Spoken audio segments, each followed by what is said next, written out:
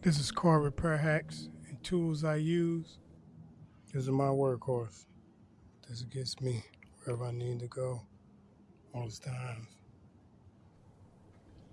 As you can see, I have it loaded up. I have a battery on the back. I use this e-bike when I don't have a car. The car that I took this battery out of, the car is dead, but this e-bike serves the purpose of transportation. I can get up to 20 miles an hour on this bike in full throttle mode, as well as pedal assist mode. It's a pretty good bike. I like it.